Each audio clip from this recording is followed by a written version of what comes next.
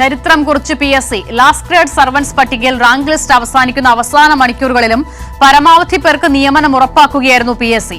അവസാന 24 മണിക്കൂറിൽ 1200ഓളം നിയമനം സാധ്യമാക്കിയാണ് കേരള PSC പുതുചരിത്രം കുറിച്ചത്.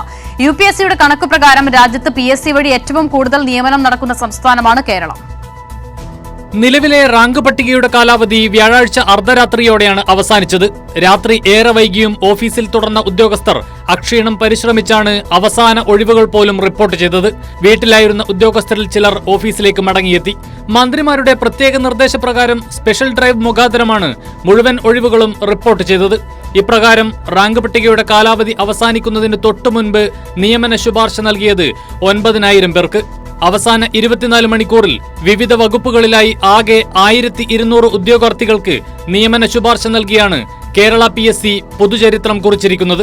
കാലാവധി തീരുന്ന റാങ്ക് ലിസ്റ്റിൽ നിന്ന് പരമാവധി പേർക്ക് ജോലി ലഭ്യമാക്കുക എന്നതായിരുന്നു ലക്ഷ്യം. വിവിധ തസ്തികകളിൽ പരമാവധി ഒഴിവ് റിപ്പോർട്ട് ചെയ്യിച്ചും വരാനിരിക്കുന്ന ഒഴിവുകൾ മുൻകൂട്ടി കണക്കാക്കി റിപ്പോർട്ട് ചെയ്തുമാണ് ഇത് സാധ്യമാക്കിയത്. 2016-ൽ LDF സർക്കാർ അധികാരത്തിലേറിയതിനു ശേഷം 2,87,995 പേർക്കാണ് PSC വഴി നിയമനം നൽകിയത്.